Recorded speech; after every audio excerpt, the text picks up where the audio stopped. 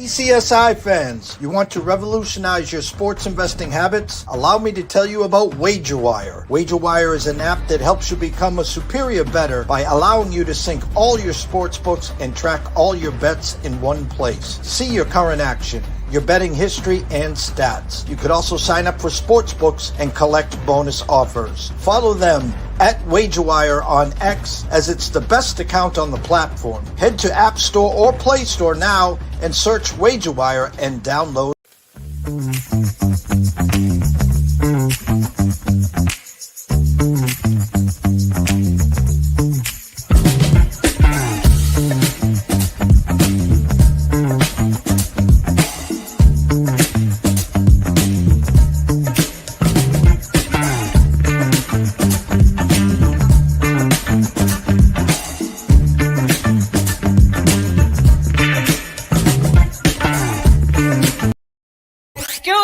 DJ. Hey, check this out. We got a great show coming your way.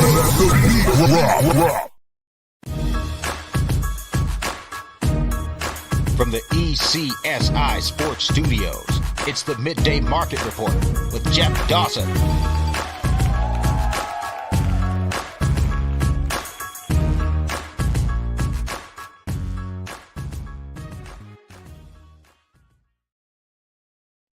Good morning, sports fans from all around the globe. I am the host, Jeff Dawson, East Coast Sports Investors, and it's the Midday Market Report. It's Friday. You know what that means. Nick Hathcoat is back to talk Knicks Nuggets and his releases this week, as he's been on a heater, seeing the board great, and he's got a big game this week, as my headliner is, will USC have the luck of the Irish in South Bend? Shootout in the OK Corral potentially here, and over around 61 here, as Knicks fighting Irish. That's what they're doing. They're fighting. I talked to a lot of people this week. Some people got them as the third best team in the country, as they need to keep winning to get into the playoff there, with a couple tough losses early this season. But it looks like they've righted the ship and they're right where they need to be moving forward. But first and foremost, a shout out to our proud sponsors and partnerships. It's WagerWire. Head on over to Google Play, download the app. It is free. Zach, Travis, Guy, myself, Alan, Matt, Carol, Bucks, Amber, Holly, the list is endless. Join us. Sign up, download the app, be a part of the community. I promise you'll have a great time there. And of course, AtlantaSteaksAndSeafood.com. Terry Smith does wonders. You've heard of Omaha, you've heard of Butcher Block. Trust me, the quality of beef is better and the customer service is 10 times better. So go see Terry Smith at AtlantaSteaksAndSeafood.com. He does not disappoint. So without further ado, let's bring him in, Mr. Nick Hathcoat. What's up, Nick? Good morning, Jeff. How are you doing this morning? I'm doing great. Yourself?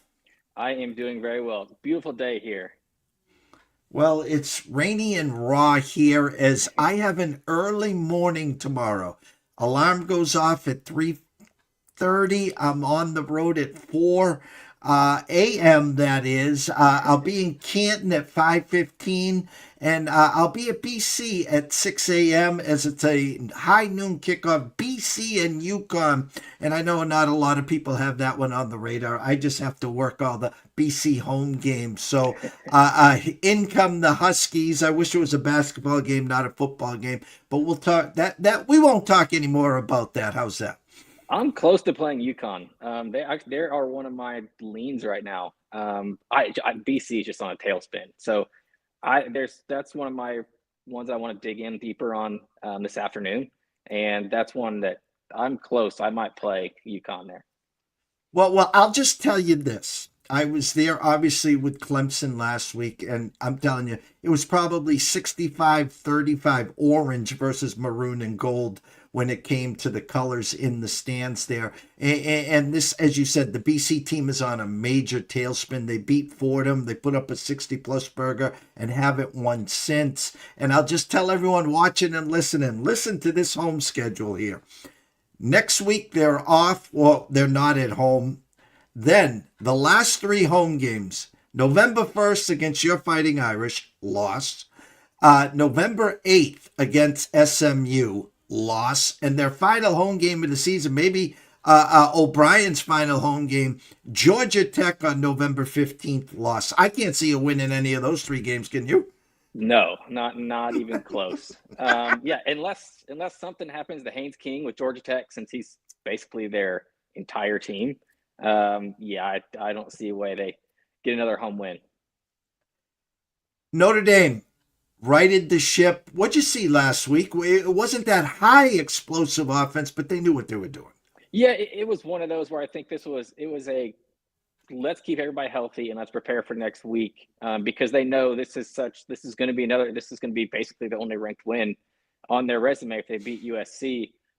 What I'm most impressed with is the defense has finally stepped up. That was everybody's issue the first couple weeks, and now you look at it, it's like, okay, well, Miami might be the best team in the country. Texas A&M is a top 5 team according to me. So those losses don't look bad anymore. And they faced a couple good offenses lately. I mean, Arkansas gave up 7 points. They gave up 7 points to NC State, despite like all of their downfalls. Their offense has been cooking this year, and they gave up 7 points to them. So I really do like how far this defense has come along. Still have some issues in the secondary, but we'll talk about that a little bit more. Big slate to some good games tonight. We'll bring in your in-pocket plays, or as I like to say, Nick's Nuggets, and we'll have you break those all down soon. But a couple of eye-opening games today. Louisville, they're supposed to be the darling of the ACC, the under-the-radar, offensively challenged, and that's been their calling card for a while. Going back to even when Lamar was there, they traveled to Miami, and as I said on the prior show, I'll say it again, I tried to get in front of this Miami team a couple times with its opponent's team totals over. I've been nothing but bitten in the ass. I'm not going to do it here. They're telling me again, they're telling me Louisville doesn't get over 17. And you talked about this Miami team total 33.5 in some spots here. The Georgia quarterback come over. Their defense reminds me of the Ed Reed days. Some people have them as the number 2 or number 3 team. Had Ron Marmolevsky on yesterday. He returned. He said, I asked him this question, and I'm going to propose it to you this way, because I was way off. Neutral field, Ohio State and Miami. What do you have for a spread in that game, just off the top of your head? I would probably say 3.5 to Ohio State. Okay, Nick, you nailed my number. Ron gave me Ohio State -10. He says it's not even close. He said, and I was shocked. And that's just based on his power rankings. Yeah, I still need to see more. So to make a spread that high, I need to see more from this Ohio State offense. And I'm sure it's in there. Like, you look at their weapons and Jeremiah Smith, Carnell Tate. But Julian Sayin hasn't had to do anything. It kind of reminds me of some of those quarterbacks you see in the NFL all the time where it's like, oh, they just manage the game. And just as long as we're ahead, don't make mistakes. And he's been great at that. He's like, you saw that against Texas. He wasn't great, but he didn't make a mistake that hurt him. And they really haven't had a tough matchup since then. So with their offense I wouldn't even say struggling. We just don't know how explosive it can be. That's where I have a problem with a spread that high, especially with Miami's defense being as good as it is. I think that game would look more like an Ohio State-Texas game where it would be low scoring. I mean, so the over-under, I'd probably say at 46 there, probably. 45.5, 46. I would expect something like, 20-17. So I would keep it low, and that's why I think the spread would be a little bit lower than that, just because this Ohio State offense, until they prove something, I don't know what to think of them yet. A lot of crazy stuff happening last weekend. Again, Penn State loses for the 3rd straight time. They were a pre-flop, easy, Final Four team. Them, Clemson, and Texas. They lose as 22-point favorites at home to Penn State. Oh, geez, to Northwestern. They'd seen enough. $49 million owed to Franklin. Insert Matt Rule. Adidas is in charge. Matt Rule played for Penn State. Could be a distraction for Nebraska this week, but that was just the big shocker. Surprised, A, that they lost, obviously. B, surprised they pulled the plug knowing they own $49 million. Surprised they lost, absolutely. That should be one of those where Penn State, and this sounds bad, but honestly, their backups, some of their backups should almost beat Northwestern, especially at home. And I think it's one of those, it's sounds more like the team like Franklin lost the team, or the team had just said, okay, we're not going to meet our season goals anymore, so we're just going to crash. And that is on the coach. As much as it's like people can say like NIL, it's hard to control the players now because half of them might have been looking to transfer, half of them are already looking towards the NFL, especially on a roster that talented. So that's where it does come down to the head coach. And I think Penn State's a little bit over their skis on where they think they are as a program.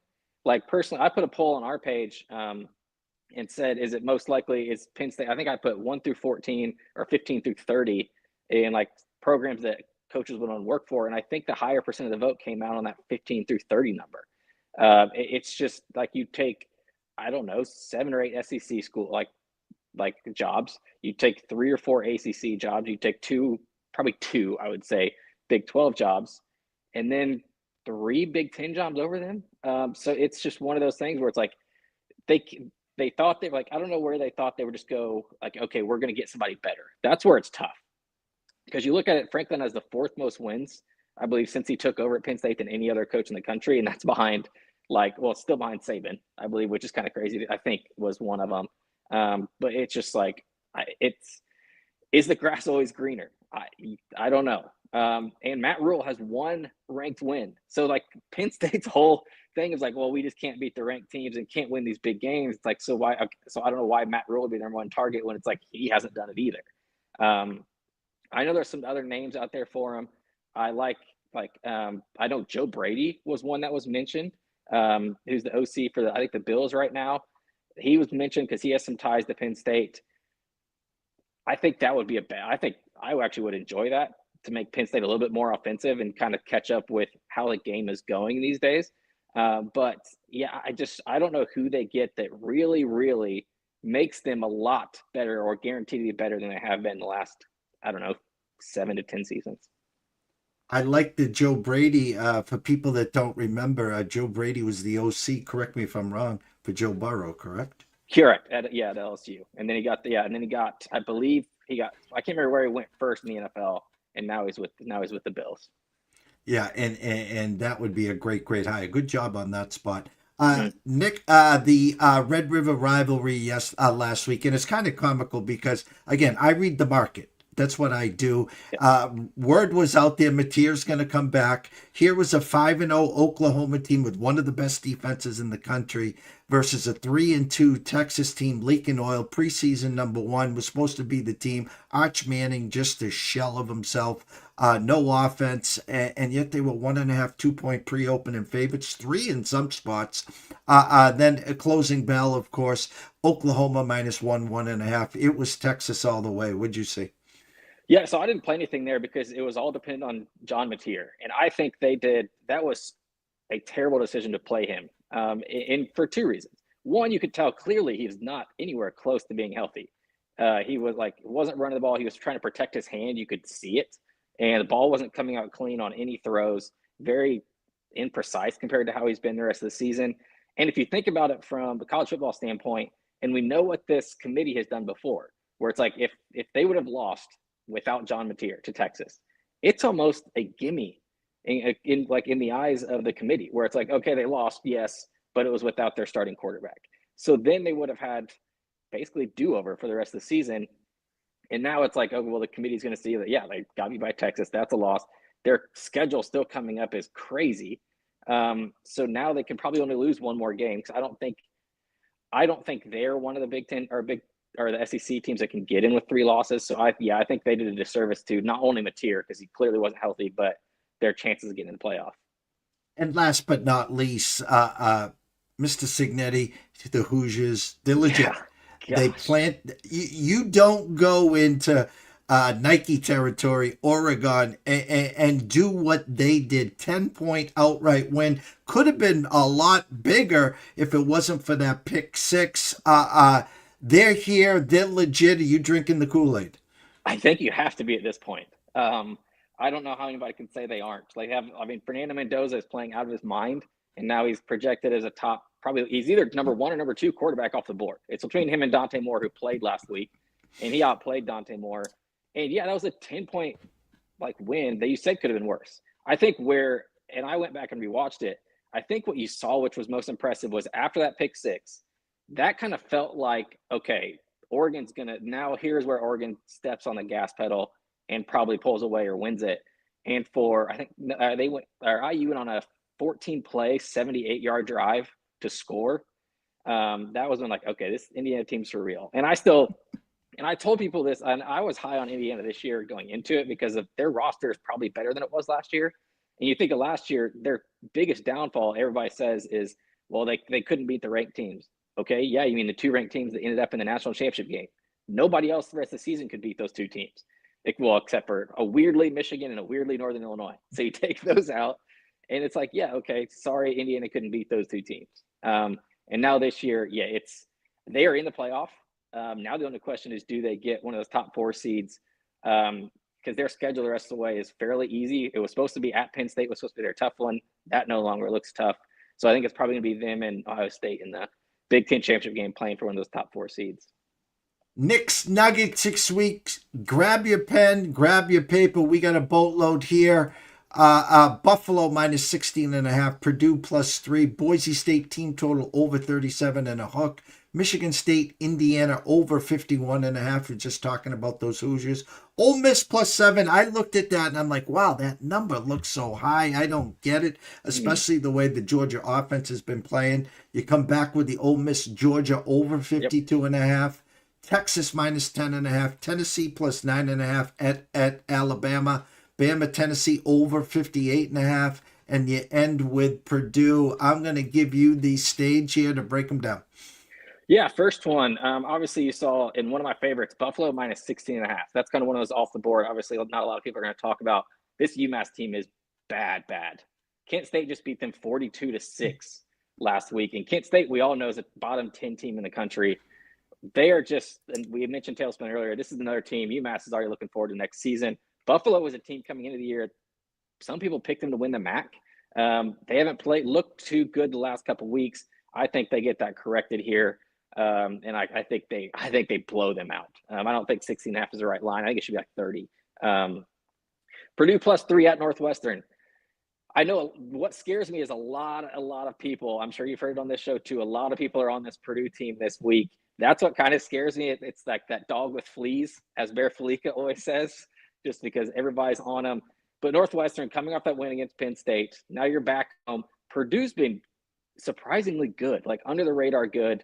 I don't think Northwestern, like even especially as a favorite, I'm not a huge fan of Northwestern as a favorite. So yeah, give me Purdue with the field goal there. Boise team total over 37.5. UNLV defense is bad.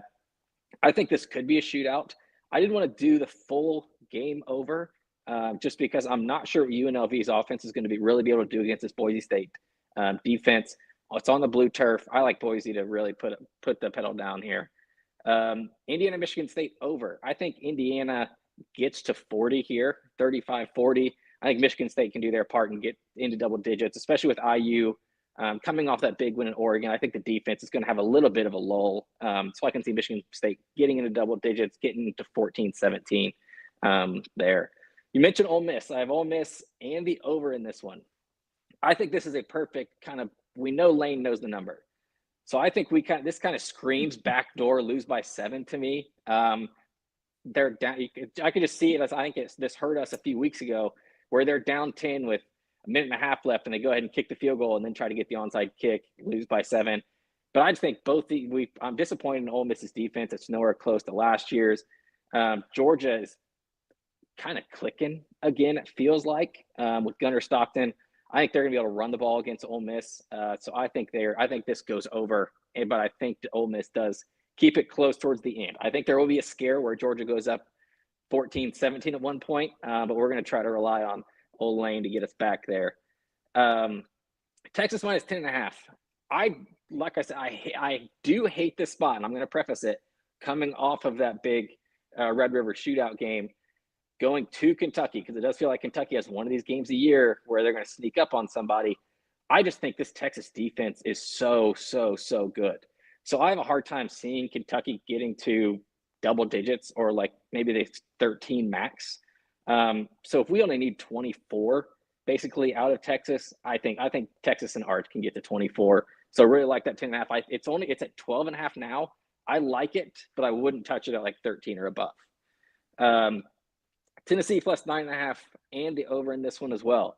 This is one we've seen these games the last 4 years. These fly over totals. We've like 52-49. I think it was 48-41 last year. It's just been kind of crazy. Tennessee's offense, I think, will keep them in this. I'm worried about Tennessee's secondary, especially how good Bama's been playing, especially offensively. Another thing to think about, if like at some point I felt like, and this is why we hit that Mizzou plus 3.5 last week. Bama's coming off that stretch of they were at Georgia, then they had Vandy, then they were at Mizzou, and now they have Tennessee. It's like you kind of will wear out. Like if you're college kids, you're not built the same as these NFL athletes who are just used to it.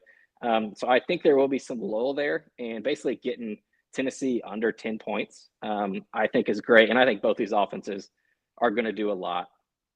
So I really like that over at 58.5. And I know on the screen there, it did say that's the last one was Purdue plus 3 again, but that's actually Utah minus 2.5. I got that one early. Now it's at 3.5. I'm close. I think I'd probably buy it down to 3 if I had to, just because these civil war or the holy wars out there get weird. I will admit that, and it is at BYU. I don't like this BYU team a lot. At least they haven't proven anything to me. I think the best team they've played is Arizona, and they beat them in double overtime. So I know they have that ranking next to their name. I know they're 6-0. I just think this Utah team's a lot better. They've been on a mission ever since getting drubbed by Texas Tech. So I really do like Utah there, even though they're on the road. Like I said, I got 2.5. I would buy it from 3.5 down to 3. Yeah, I'm looking at that Alabama game, and it's been such a fun game, a shootout. Yeah. I'm looking at some team totals, and just Alabama got us at home 2 weeks ago, chewing their food. The 3 straight field goals, they don't get over the number. 34.5, I can get at minus 103. Yep. I love Simpson. I do like that as well. I love Alabama, especially at home. I think it's a great spot. They're kind of teasing us with the Tennessee team totals. 23.5 over minus 30 cents. I ain't getting the banana in the tailpipe there. 24.5 under. You can get it plus 105. 25.5 is the consensus there. I see the Bama team scoring 37 here at least here. Am I wrong? No, that's what I was conflicted between playing the full over and just the Bama team total. So I'm with you there. I just do think we've seen Heupel be able to put it on Bama. Like I said, the last 4 years, I think he kind of knows their defense. I know they're on the road. I still think Tennessee's going to get their points one way or another, even if it's late in the game. So that's why I kind of went with full game over, rather just in case we do get like a 34-28 or like a 34-31 type of thing. I'm more protected that way. No, I love where your eyes are. At Hathcoat 413 at Insiders FB. But as we always wrap up this spot of the show, tell them where they can find all your work and your plays, Nick. Real quick, and I'll just mention one more that I am close. I mentioned UConn that I'm close to playing. Another one I like, but haven't pulled it yet just because the number is trickling down. This Washington team total over 21.5 against Michigan. I know this is one of those West Coast teams going east. I don't like this Michigan team a whole lot. I think we kind of saw that last week. And Damon Williams is tearing it up for Washington. They kind of been under the radar ever since people saw what Ohio State did to them and kind of written them off a bit, which I don't understand why, because Ohio State's doing that to everybody. So for this Washington offense, who is loaded, I think to get them to this, I won it at 21. It's come down. It was at 23.5 to start the week. Now it's at 21.5. If it keeps coming, I don't know if we get that 21 number, because I know books, it's going to get hammered immediately. So I actually have an alert through some of the books where if it hits that, go ahead and play it. But I'll still play it at 21.5 if it does stay there by game time. But yeah, find me in Hathcoat 413 on X. You can also follow us at Insiders FBs, where we're doing all of our college football plays. I know you had Matt Grissom on here yesterday. We're both Insiders guys. That's our main thing. That's our obviously main thing on X. And like we're still working on college baseball stuff. as we go. So that's why we wanted to make that our college baseball head. So yeah, Insiders FB and then in Hathcoat 413 is where all of our football plays will be posted. Well, I know you're going to have a great day tomorrow. You're going to be buckled in at 7:30 as USC Notre Dame will be your highlight of the day. I keep the Irish eyes smiling, sir. Yeah, let's hope so. Let's hope so. There's I've been hearing there's a lot of rain possibly in the forecast, wind gusts. So that only helps out Notre Dame with that run game. All right, Nick, enjoy yourself. We'll catch up with you next Friday. Thanks as always, Jeff. All right, take care. Nick Hathcoat, go follow him, of course, at Hathcoat 413 Insiders FB, and of course the NCAA Insiders as they get ready for another week of football. College basketball starts in 2 weeks and 1 day, and college baseball will be around the corner. I'm going to take a couple quick commercial breaks. Hoping Tyler Wyatt does make it on here. Just sit back, relax, and stay tuned.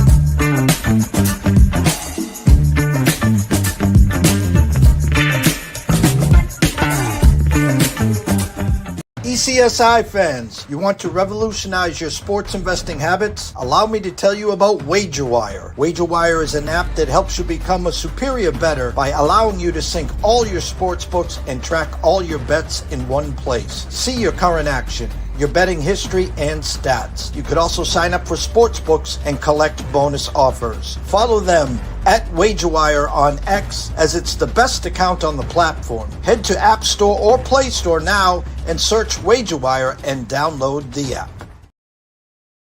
Ask and you shall receive. I guess the utility company did their job. Tyler was, let's say, in the dark because of it last week, but we got him here now live. Let's bring him on. What's up, T? Utility company strike day 2. We are on the cell phone though, so hopefully everything works out. You don't realize how out of touch you become until someone takes your power and or your Wi-Fi access from your home. So hopefully the weekend goes well. I'm gonna have to relocate to a friend's house to work all day tomorrow, obviously for college football, but we'll figure it out. It'll be fine. Well, it's funny because in the last week have had 2 adapters go. I've been like running back and forth to Best Buy to change the adapters. And in today's technology between wireless, this adapter and not wireless and blah, blah. And I'm tech dumb. Listen, today's society trying to push the average middle-aged man out of it, and they're doing a hell of a job. And now the utility company says, don't worry, I got your back too, T. Yeah, maybe if we all pull our resources together, we can knock down the evil internet. And the thing is, they just keep charging more and more money for crappier and crappier customer service, and it's fine. Everything's fine. It's Friday. It's a weekend. Life is good. Everything will be okay. Customer service, you mean robots, and it takes you 10 minutes just to get to a live person. Listen, we're halfway through October. I've done all the shows this week. We just had Nick Hathcoat on. You and I have talked at length all week. The landscape of the NCAA, they thought they were doing everyone a service by going from 4 teams to 12 teams. And some of these teams that couldn't get in with the 4 or like at least breathing, hey, wow, we're going to get in. And we look at what Notre Dame did last year, lose the second game of the year, had to win out. They did. They lose 2 tough games to A&M and Miami, and now they're still in that spot. Big game here, their last ranked opponent, USC. But again, Penn State, Clemson, and Texas were all the preseason prima donnas there. But as we stand now, Tyler, October 17th, right now, I'm hearing and you're seeing Ohio State and Miami. Go figure. Yeah, I think Ohio State, it was safe to pencil in, the conversation for, defending the national championship, that we knew they were going to be good. Miami, I don't know, maybe some people in the Miami circles believe that they were a legitimate national title contender. With the Beck transfer, yeah, I thought the ACC was manageable. I thought they could navigate through the ACC. There wasn't anyone that I looked at in the ACC and then I said, yeah, Miami, is not able. They had a bunch of teams. Clemson was one you thought would maybe take a step forward with Klubnik. He was, and I was one of those guys that was touting him. I thought he would make, big strides this year, would jump even farther up draft boards and maybe make a, potential case for being an overall number one or one of the first few picks off the board. That doesn't seem likely. You mentioned Notre Dame. They're still somehow a favorite to make the playoff at most books. DraftKings still has them. Now they're just over. They're small minus money, but they are minus. You got to lay more on Notre Dame to make the playoff. They're still minus 115, minus 120 in that neighborhood at most books to make the playoff. So they're still a favorite to run the table. I think, and they're going to be favored to do that, but from what I've seen, out of those first two losses, they're capable of losing a game to a team that they're not supposed to. But yeah, I think Miami was the big surprise. Obviously, Indiana, they made the playoff last season. What Cignetti was able to do last season and then continue it was the continuation is even more remarkable. And he got paid for that, rightfully so. 8 years, over 90 million. They wanted to lock him in because I think there were, some phone calls with Penn State. There were some phone calls with some other openings, and he made a statement yesterday that he wanted to retire a Hoosier. Kudos to him, by the way, for just speaking up. Unlike some other coaches who just like to, stay mum and allow the rumors to swirl. I appreciate the fact that he did that. But yeah, he has Indiana in a position where they're going to be a double-digit favorite the rest of the way.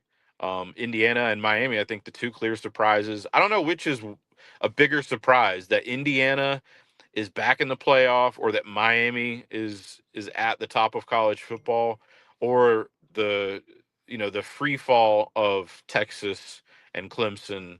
And I guess we could put Notre Dame in there right now, although they're still ranked and still on a good path. I'm not sure which is the bigger surprise. I would say Indiana getting back and making, a statement, dominant win against Oregon, in firm control of their net. You can lock them in. They're in. Ohio State, Indiana, Miami. You can put that in permanent marker. Those are 3 of the 12. Right now, it's who can get one of those last 9 spots. But those 3 are locked in. And I have to bring this up. The other one is Penn State started the year 3-0. In come the Ducks. The Ducks beat them at the whiteout, and then just UCLA 24-point favorites. UCLA fires their coach, and I don't recognize this Bruin team. They've won now back-to-back weeks, but then they come home 22-point favorites against Northwestern, lose $49 million owed. Franklin's out the door laughing and smiling at this point with that money that's awaiting him. But insert Matt Rule, who third year at Nebraska, played at Penn State. Adidas will be a part of the coaching search.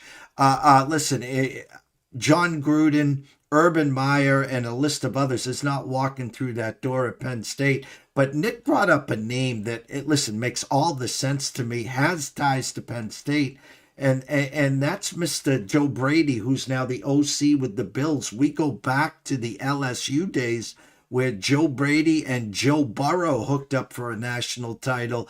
I know Penn State wants a big splash, but if you had to decide between Matt Rule or Joe Brady, Tyler, who are you taking as your next head coach?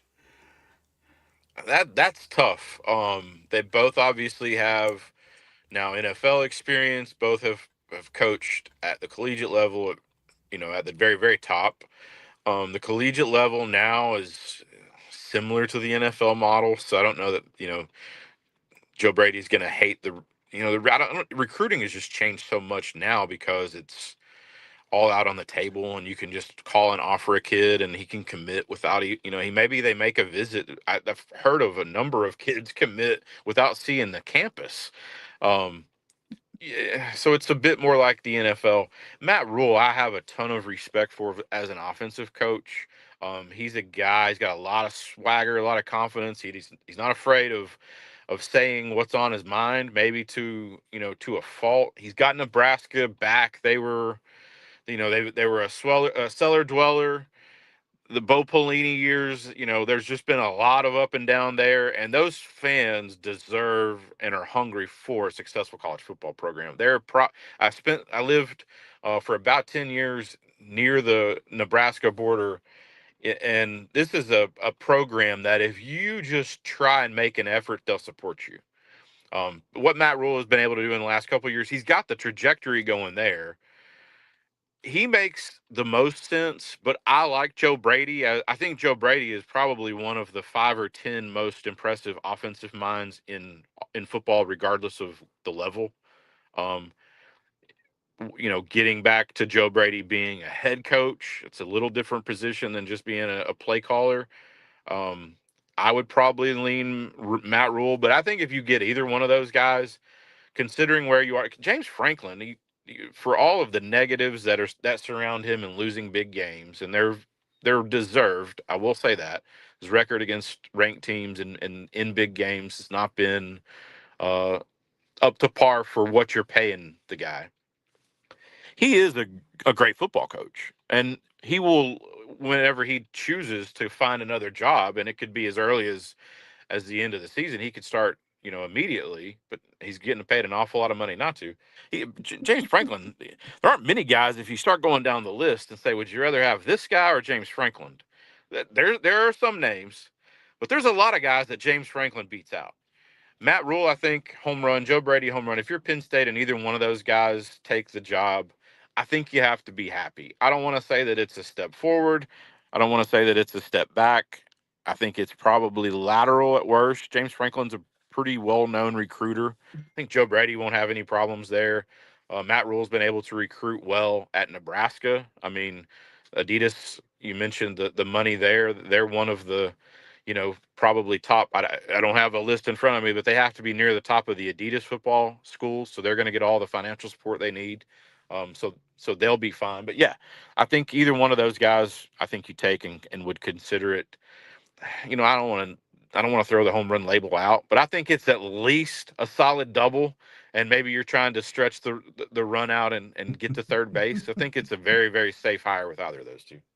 Well, when you talk Nebraska, you're talking me. You're talking 80s, Dr. Tom Osborne, the wishbone. I still remember Urban Fryer dropping that pass against Miami that cost me a couple $100 when I was in high school.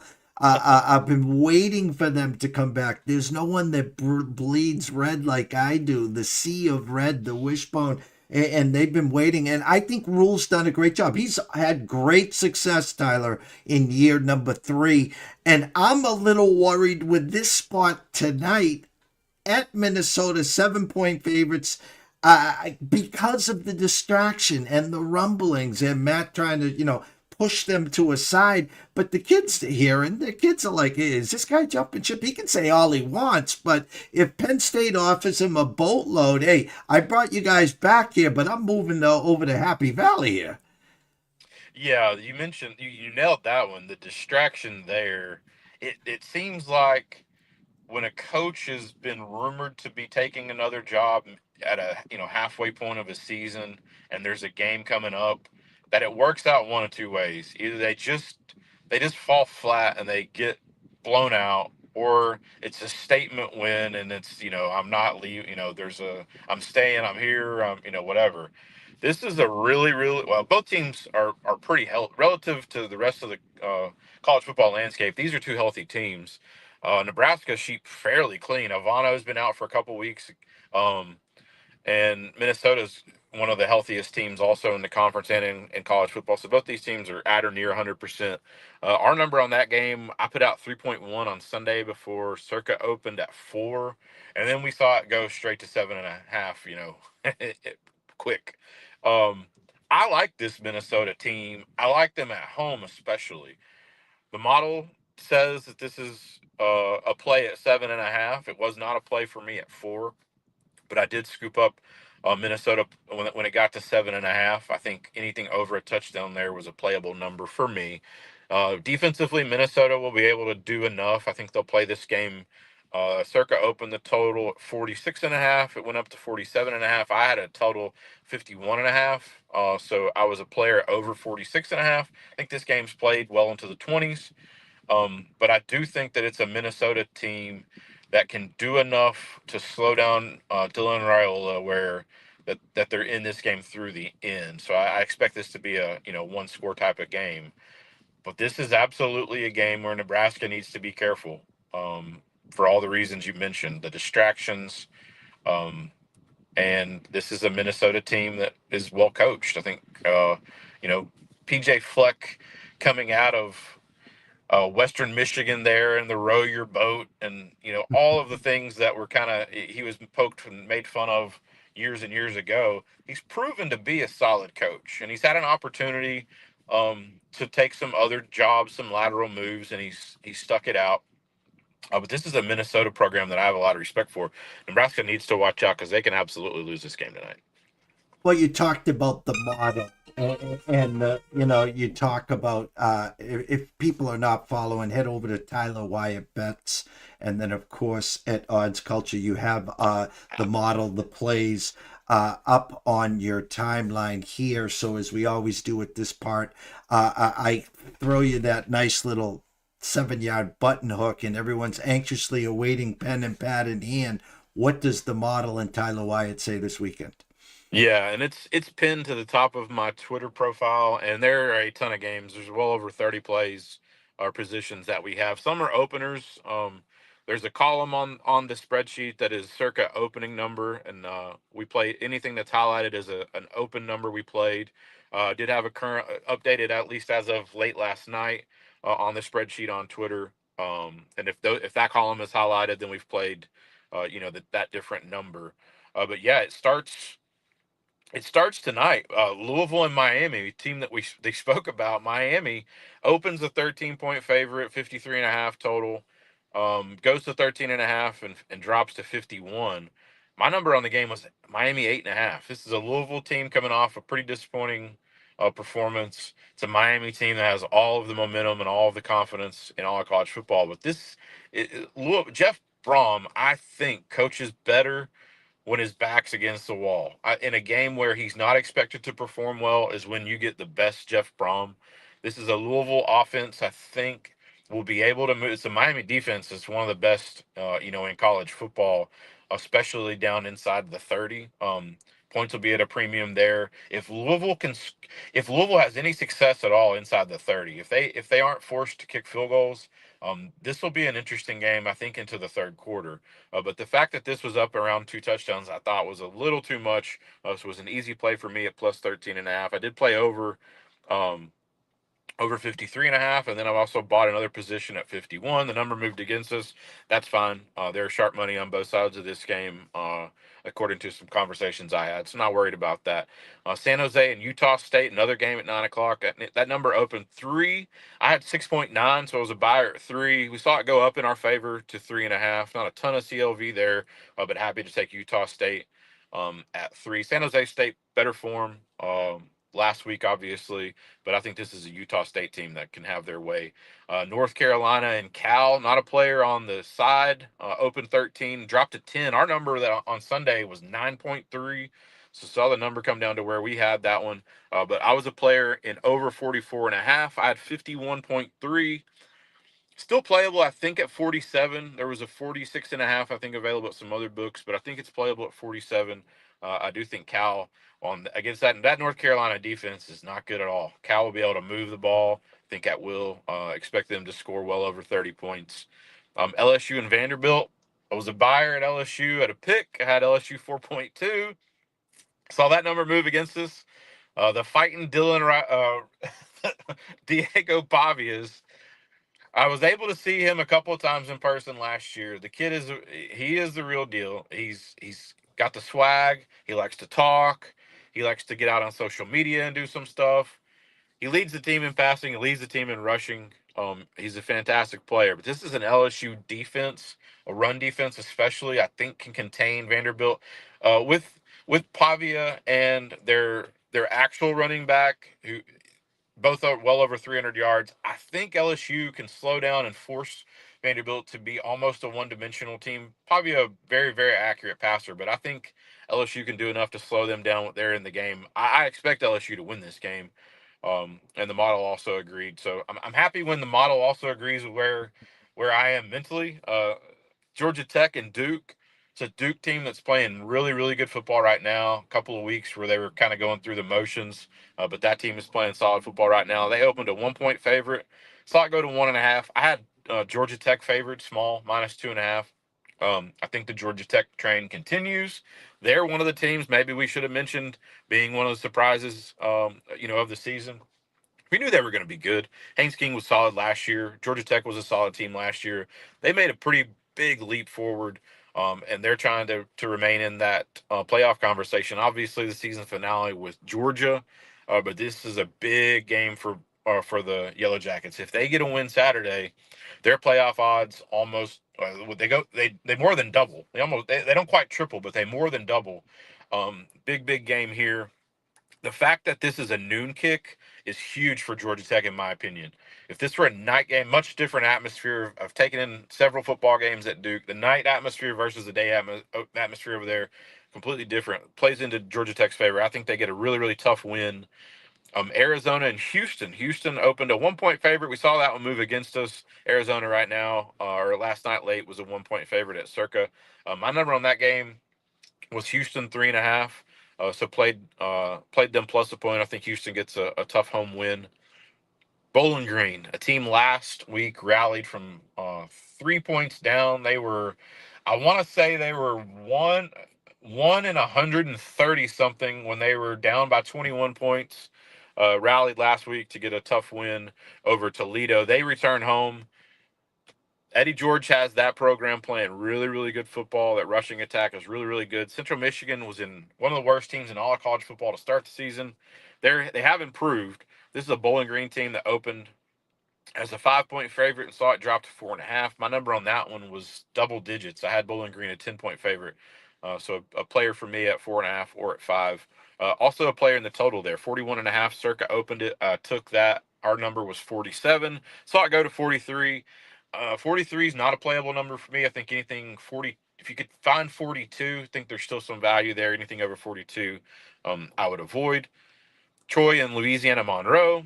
It's a total that opened at 40.5. We had 48.4. The line opened Troy 5. I was a player at 5. Our number on that one was 9.7. Saw it go to 6. 6 still a playable number for me. 6.5 would be a pass. But I think Troy at 5. Ohio State, the best team right now in our power rating, and I think the best team in college football. Opened a 27-point favorite, and we saw that drop to 25. Wisconsin right now just looks dead. It's a team that's just banged up. Edwards right now, I think, is still, unless it's changed, it was a questionable game time decision. It's an Ohio State team that can absolutely move the ball and score just about anybody.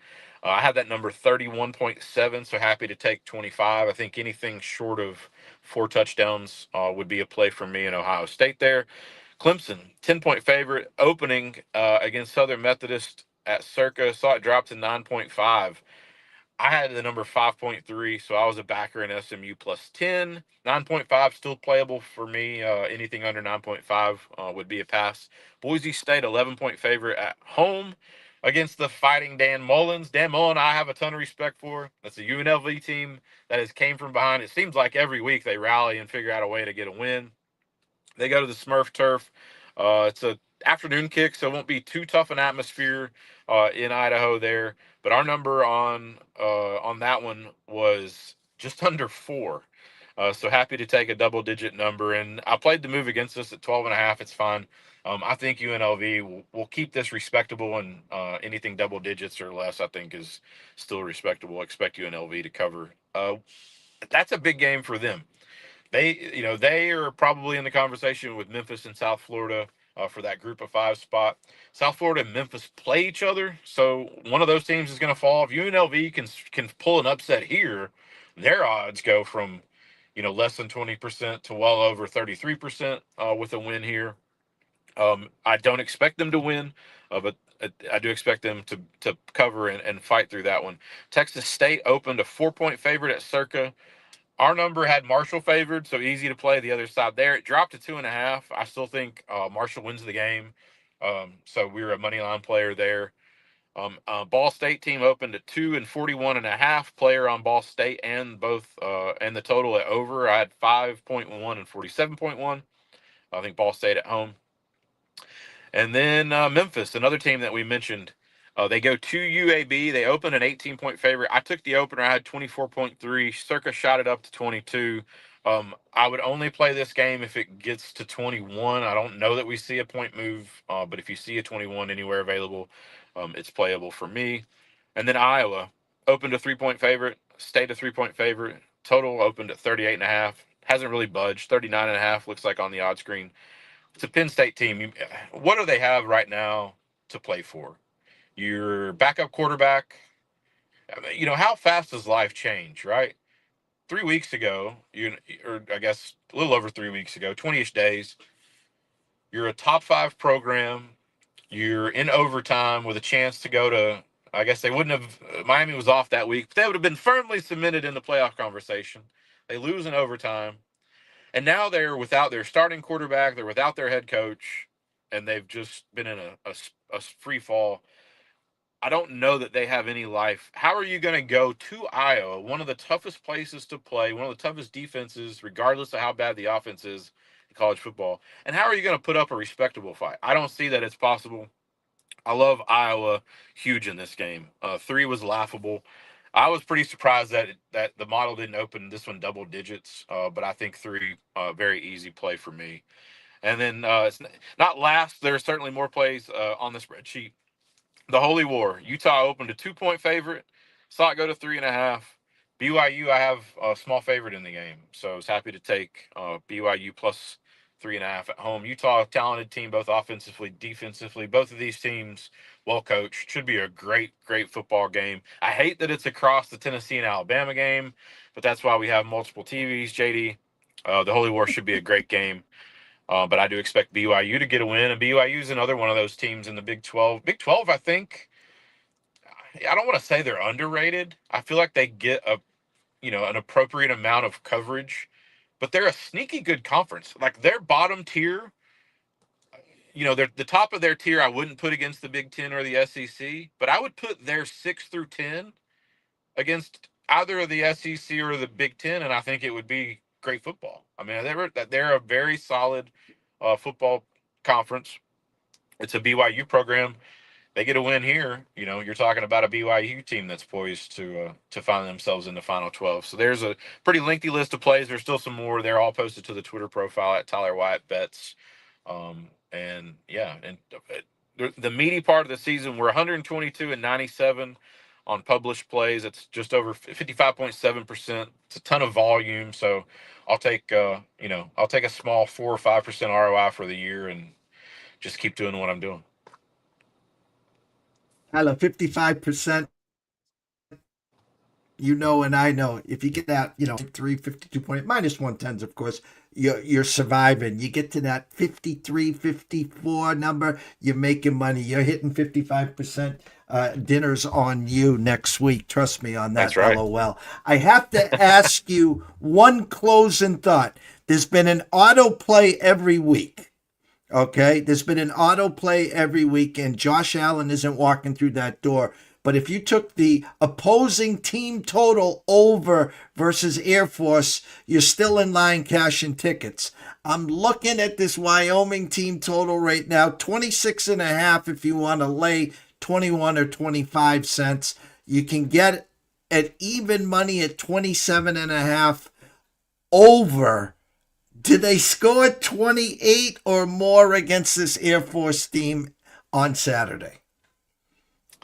I'm looking at the spreadsheet on my phone. I have 26.3 3. So my Right opening on the number was number. pretty in line with where the market is.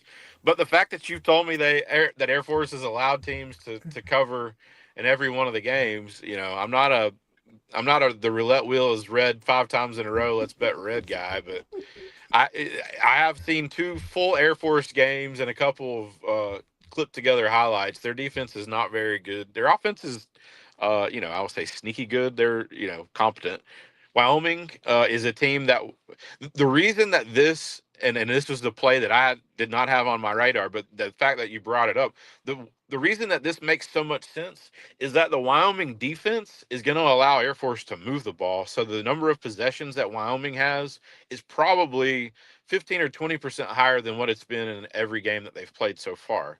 So I would imagine that just the number of possessions that they're going to have or number of plays that they're going to run in this game should probably equate to, if they're average, I don't know their average off the top of my head, but let's say their average is 25 points a game for the year. You should be able to add somewhere between 3 and 4 points just based on the number of plays they're going to run, because their defense is not going to stop Air Force. San Jose State moved the ball all over the field. Wyoming defense not great. Air Force should move the ball. So maybe the total in that game, actually total is a play. Open 58.5 for us, and we have 53.8. So we did play it under, but this is an Air Force offense that I think they can move the football. Yeah, I think I'm going to be a rider, JD. I'm going to take Wyoming team total and hope to make that an 8th straight cash. There you go. Listen, guys, big things, big things. We're trying to educate the public here, Tyler, as you know. And the fact of the matter is there's so much entertainment on social media, which is fine. At the end of the week, when you lose, you just look at the mirror or you look at it's just the entertainment. What's a couple bucks?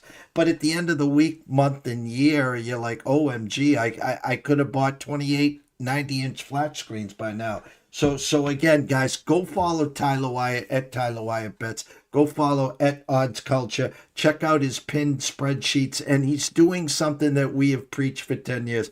Taking a look at the circa openers, then taking a look at the line. He's taking his power rankings. He's adjusting. You hear the word value. Value is something that is very key in our lane. So, glad that you were able to make it, even just on a cell phone. Tyler will be back Thursday at 11 a.m. Power should be restored by then. Everyone else, want to thank you. It's been an amazing week here at EC Sports Invest. You got sports around the clock. You got baseball starting at 6, college football. You got NHL.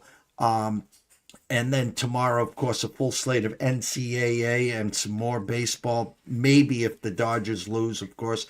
NFL on Sunday. Oh, by the way, the NBA tips off on Tuesday. So from myself, Jeff Dawson at EC Sports Invest, the one and only Mr. Tyler Wyatt at Tyler Wyatt Bets at Odds Culture. We wish everyone a blessed weekend. Remember this, guys. Stay in your lanes. It's a marathon, not a sprint. And we'll see you next week on Monday.